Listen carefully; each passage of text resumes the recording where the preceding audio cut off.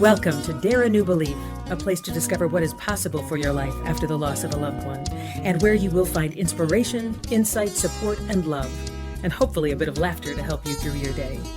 Now, here's your host, Nada Hogan. Welcome to Dare a New Belief, where you will find light and life, love and joy, healing, faith, and hope. A place where you get to believe in what is possible for your life. And today I have the great honor to have back with me again, Kathleen Scherek. And in our first interview, if you did not hear that, please go back to last week and listen to that because it's fascinating. I got so engrossed in it that I almost missed my cutoff time for the first interview. So we're going to do the second one. And just a quick reminder of who Kathleen is. Kathleen Scherek is an award-winning educator, author, and sacred parenting coach. She mentors pregnant and new parents, grandparents, and child professionals who care for young children in the first 7 years of life. For more than 30 years, Kathleen has studied neuroscience, child development, energy psychology, vibrational health, quantum physics, and world religions. She has been a top international consultant to Fortune 200 companies, is a former university associate dean, and has advised the Walton and Gates Foundations about innovation in education. She is a co-founder of a Montessori-based school that has served thousands of families. She is a founding board trustee of several foundations. Welcome back, Kathleen. Hi, Nada. Nice to be back with you. Thank you so much. Oh, I'm telling you, thank you. It is my honor. And I will pay attention to where we're at. So we don't have to have an abrupt crash landing at the end, but I'm just fascinated with this. And I have spoke with you before. It's been a year, but I have spoke with you before. And I'm just fascinated. So I would love to pick up where we left off. You were talking about one of your clients she was in a hurry to get out the door, frantic hurry to get out the door. Her little one was on the floor, had poured out a box of cereal, and that was the question, like, so how would we naturally respond to that? And how this mother responded to that, and how it's just kind of a game changer in this child's life. And so I don't want to do the whole details again. So go back to that first episode and listen to that because it's phenomenal. And that, I think, Kathleen, if parents just knew that, how to have that response when it just feels like they're completely in that horizontal energy, to be in that vertical energy in the moment that you see that thing that your child is doing that you wish they weren't doing in that moment because you're in a hurry and you got your stuff you got to do. And it's the most blessed and sacred moment. I mean, my heart is just melting in that story of this little boy building a beaver dam with cereal on the floor. Yes. And so it becomes a point of consciousness for us, right? It becomes a point of consciousness that, do we see misbehavior or do we see the child for something they're trying to say to us, for something they're trying to deliver, for who they're trying to be? And we cut them off because of our inertia of the outside world, or because of our to-do list that we have to get done that day, or because of business priorities, or because we're just have an axe to grind, or we're just out of alignment ourselves. So the question is, when we see our children doing things, especially in these early years, once they've learned a little bit more about how the world works and things like that, there can be clear misbehavior, age 9, 10, 11, things like that, and then we know how to redirect it and all. In these early years, there are some times there can be misbehavior, but we have to really be aware and conscious of, is this something that my child is trying to tell me, or is this something that has to be corrected? And too often we jump to the correction. we already assume that we know where this is going. Oh, this is going to be a big mess. Oh, I'm going to be late for my meeting. And had that mom done what we would all be inclined to do is, oh my gosh, son, what are you doing? Instead of, what are you doing? And her son actually feeling she was interested in what he's doing. And that, to have that information then 20 years later still hold up, that child showed the spatial intelligence that he could take from a 3D picture of a beaver hut and make it three-dimensional, that this is it's pretty transformative in terms of a through line for this child, that this is something that the mother was able to see and able then to use as different activities would come up for the child throughout life. This child became an expert in like Rubik Cube, building Rubik Cube, not Rubik Cube, that's not it, Rube Goldberg machines. Do you know what that is? I don't. This is where you create a whole complicated contraption to do a simple activity, like to ring a bell. Here, a ball goes down a tube, and then it hits you understand what I'm saying? It hits something. Yeah. And in any case, that's Rube Goldberg, and that's also an indication of spatial intelligence because it's an engineering feat to put these things together, to be able to see in 3 dimensions what you want to create from 2. So it's one, but a powerful example of an aha that can change your life if you are open to it. As a parent, as an aunt, as an uncle, as a grandparent, as a teacher in a classroom, how often do teachers get stressed by the demands outside of the classroom? Right. And are pressed to have things done. So these early years of life, children, they really don't know how to be other than who they are. Right. So it's really our responsibility to meet them there. Yes. I'm going to have to go back and do some deep thinking on the things that I was doing when I was young.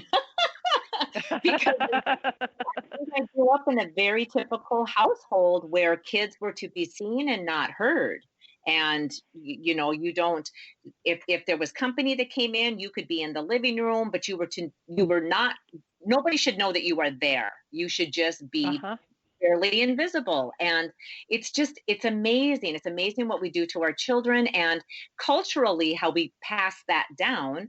Because if I wouldn't meet people like you and have had my own experiences in life that showed me that, oh my gosh, I could have raised my kids completely differently, then we just tend to do the same thing. But at the same time, I don't think our culture is allowing for that anymore. I think we're just at the worldwide, I think we're just at such a place where we need to look at how we're doing everything so much differently. And that's why your work is just so important and so imperative. The timing on it is just phenomenal. So Kathleen, I'm sorry, I interrupted you. Yep. I was going to say that it can be parenting, grandparenting. It can be an aunt. It can be a neighbor child. It can be a child that is selling lemonade on the corner, and we stop and we interact for 3 or 4 minutes. Every little interaction that we have, when we have energetic alignment ourselves, when we understand the entrainment of energy, when we understand children who may not be seen for who they are and how they could use just a glimpse, then it's every child that we encounter. I've had experiences in airports where children run up to me. And it's, when we can see children for who they are, they know it. They know it. So it doesn't have to be our own all the time. Right. We can still have impact. Yeah. Absolutely. The child in the grocery store. I mean, where are you not going to run across a child? Absolutely. You can have a huge impact on their life. And just that one person could be a big game changer in their life that gives them a little bit of kindness or acknowledges them for being, an entrepreneur, selling the lemonade or whatever it is that they happen to be doing and really solidify that inside for them. So, yeah. Well, this is what I really believe here, that children need 4 things to be successful in the world. And number 1, to be loved and valued. Loved and valued. Number 2, to be seen for who they uniquely are not for who we want them to be or who we were not, but who they uniquely are. Number 3, they're here to fulfill their own divine purpose on the planet. And number 4, those of us who are supporting them have a role in them fulfilling their divine purpose on the planet. And so that really is, if we can keep in mind those simple 4 things, that even a baby before they're born has a purpose here on the planet. Even that 4-year-old who looks like they're, running around on the playground without a care in the world, they have a purpose on the planet already. And it may not just be one purpose. That's a whole nother discussion. But that they already have callings that are pulling them. And we tend to, as you mentioned, it's such a traditional approach to think that children really don't have thoughts until they're older or teens, or that there's nothing going on in there until they can maybe talk or maybe form sentences or maybe until they're age 8 or 10 or something. When in fact, children come to us already whole. They come already intact, and they unfold before us. And it's a whole different way of seeing. And when you can realize that, it is. You have to be careful about not beating yourself up. I mean, Nada, I was a single working mom, 3 children under the age of 5, and I know very, very well the stress that happens with parents and with young children and all. I'm just, intimately familiar with it, unfortunately. But it's a part of the journey. And one of the lessons that I've learned as a businesswoman at a fairly high level with executives is, we have this saying that it's not what happens in life, but it's how you handle it. Well, it is one of the number 1 lessons that I actually advised corporate executives around in relationship to their customers. When customers have an issue and with your service or product, it is not that they have an issue that affects their loyalty. It's how you handle it, how you handle their issue, how you handle it with them. It's a lesson for us in life. How we handle our children, how we handle our stress is what makes the difference. It's not the situation itself. It's how we handle it. Right. Absolutely. Loyalty is actually higher. For just one little note of business-wise, a business tip, loyalty is higher when customers have a problem and they've been handled well by an organization. Loyalty can be 20 to 40 points higher than if they never had a problem in the first place. Right. I mean, that's the research that I did with companies. It's true. So there are a couple of companies that would create little problems so that they'd have an opportunity to excel in handling the issue.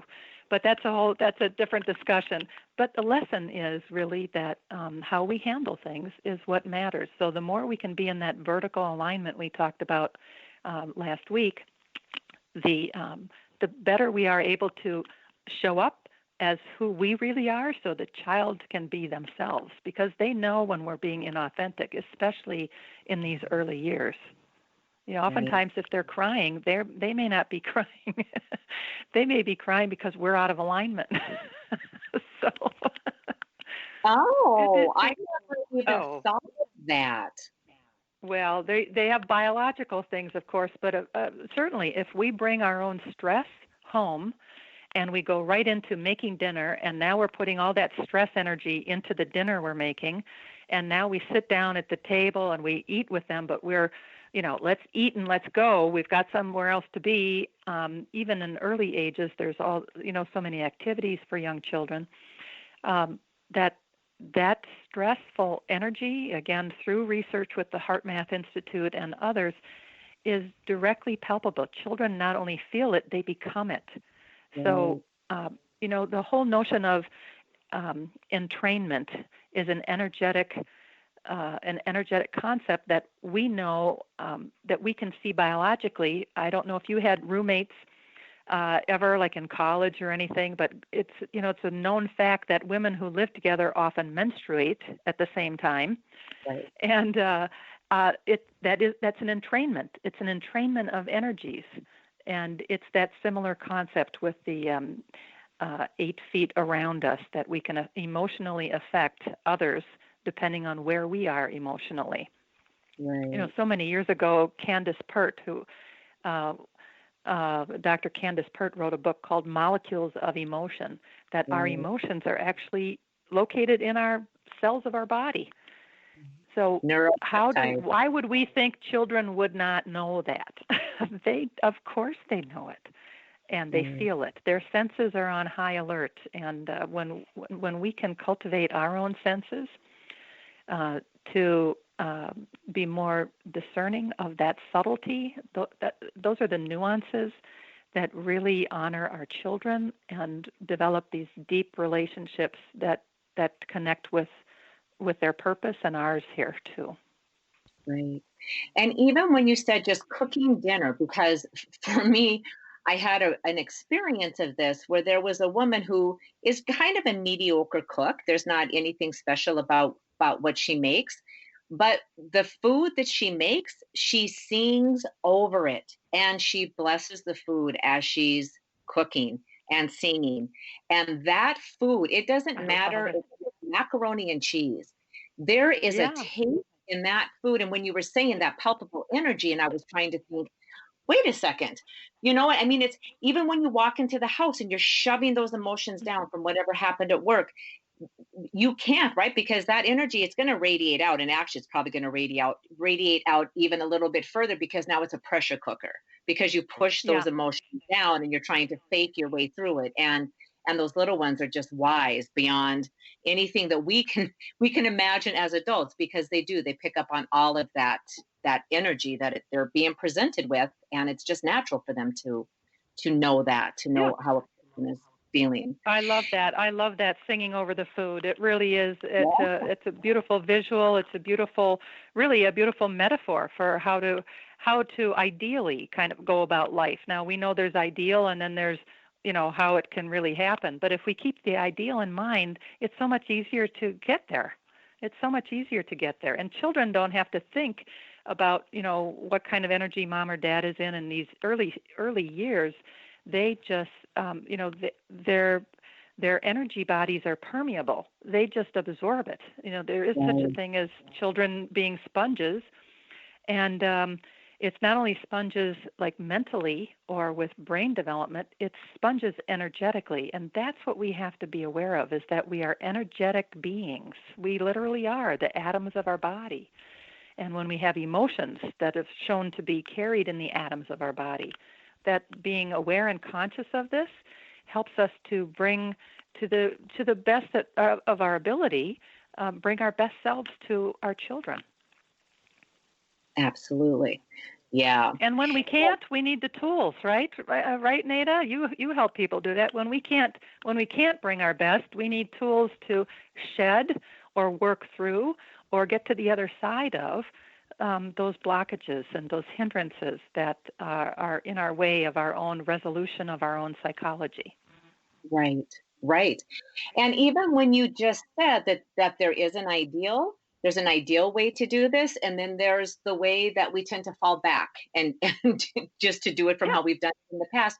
But just knowing that there is an ideal, I think if people just know that, and it's not Beaver Cleaver, well, I don't remember Beaver Cleaver's mom's name, but it's not Mrs. Beaver Cleaver, but it's just an idea that I can do it so much better. I can do this. I can show up in the moment so much better. And if I just know that there is an ideal that I can strive for, I'm already on that road. I've already set those molecules into motion, instead of just Absolutely. being angry that, like, God, there's just so much stress in my world and this is so hard. Then that's all we bring into our world, is much more of that stress and, oh, it's so hard, and the constriction. But just knowing even if I'm not living into that at this moment, I know that there's an ideal, and I know that there's a better way that I can do that. And I'm now in motion. And I don't think a whole lot of people understand that it just sounds like it's talk, but it's not. It's rearranging the molecules that make up this entire universe. Absolutely. Us. Absolutely. Yeah. Absolutely. We are what we think. And in this scenario as well, when there are young children involved, you can involve the child in helping you stay aligned. And, I had my own personal experience was so stressful at times that I just said to my children, you can help mommy stay kind. You can help mommy stay kind. And this is, how about if you hear something from mommy, or mommy does something that upsets you or that hurts you, you can say, mommy, shake it off. I mean, we made it a game. Mommy, shake it off. And then we jump around like jumping beans. And it's impossible to stay in a bad mood when you're jumping around like a jumping bean. It's impossible. So everyone ends up giggling and falling on the floor. And the energy, it's what I call a pattern interrupt. It interrupts the energetic pattern of that stress or anger or upsetness. And it just switches it to joy, to upliftment, to an entirely different place. And, Taylor Swift, the popular songwriter now, for the last year or so, has had a song named Shake It Off. And my own kids, who are now young adults, called me and said, Mom, Taylor took your slogan. Oh, no. Because they still remember, when mommy's upset, or if mommy says something you don't like, you say, shake it off, mommy, and then we would jump and shake. And there are other ways to do pattern interrupt, but you can involve your child, is what I'm saying. And if you can bring a playfulness to it and give your child permission to bring that playfulness to it, then when they do it, you've got to respond, of course. Like if you're like cranky and I don't want to jump like a jumping being right now, for goodness sake, but you've got to do it. When they say that, then it makes it real, and they know that they can help bring about this joyful state of being in their own environment. Right. And what a gift to give to the children, because then they start understanding and realizing that they have an impact on other people's lives in such a simple way of I can help this person change from this bad mood into a happier mood just by supporting them. Yes. Yeah. Yes. I think that's so But empowering. I don't know if they thought about supporting, they're too young to kind of think of it in those terms, at least in these early years, but they do realize that they have a certain role, that they're honored, that they have some authority, that they have some credibility in helping mommy change her mood. Absolutely. Yes. Yeah. And powerful. We tend to let them know when they've done something wrong. And so now they can see for themselves that they are doing something that's very powerful, and not knowing the words of, or even understanding the whole thing of I'm supporting and that I can do other good in the world because of this lesson that's been taught to me. But I believe that gets ingrained and they understand that on a different level as they get older because it became part of their life. Oh, Kathleen, we are out of time. Again, I cannot believe this. So would you be willing to come back some other time? Because I have about, 10 other questions that I have written. No, I would love to. Ask you. I'd love to. I enjoy talking about, of course, the energetics of parenting, the energetics of the young child, and the sacredness of this time. I'll make time for you, Nada. This is it's an important and a fun conversation. So thank you so much for having me. I look forward to connecting with your listeners as well. Yes, for sure. And can you tell us what is the easiest way for the listeners to get in touch with you? And this will be in the show notes. So if anybody is driving and you miss this information, no problem. It will all be in the show notes. Kathleen Scherek, KathleenScherek.com would be the best way. And there would be information there about how to connect with me. And there are periodically I offer open consults, so that could be one way to connect as well. But that would be the best location. Thank you for asking, Nada. Absolutely, yes. And Kathleen Scherek, she spells her last name Scherek. And again, that will be S is in Sam. Yeah, Kathleen, and then S is in Sam, Cherek.com. Thank you so much. Yes, thank you. It's been such a pleasure and a privilege, and I look forward to being back with you again, Kathleen. Thank you so much. Let's do it again. Thank you. Yes. And to all of the listeners, thank you. Have a wonderful week. I know that you have gleaned so much information from this, so we will continue this conversation. God bless all of you. Take good care. Bye-bye. Thank you for spending time with us today. Please go to nadahogan.com for show notes and other information you can use right away. If you like what you heard here, please subscribe to our show and don't forget to rate and review right there on Apple Podcasts, Stitcher, Google Play, or wherever you get your shows. And don't forget to tell your friends about it. We'll see you next week.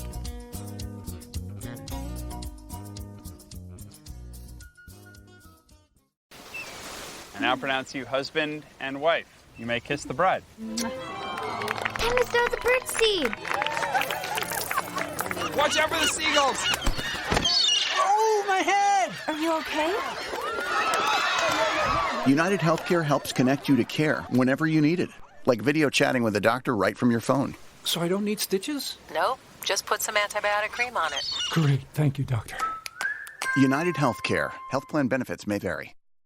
Pros no longer have to sacrifice power for a smaller power tool. The Home Depot has the DeWalt Atomic family of cordless drills, saws, and more. 25% more compact, 21% more torque, 45% more power, and 0% sacrifice. Right now, get a free DeWalt 2-amp-hour, 20-volt max battery with select purchase. The DeWalt Atomic family of power tools, only at the Home Depot. More saving, more doing. See store for details, U.S. only.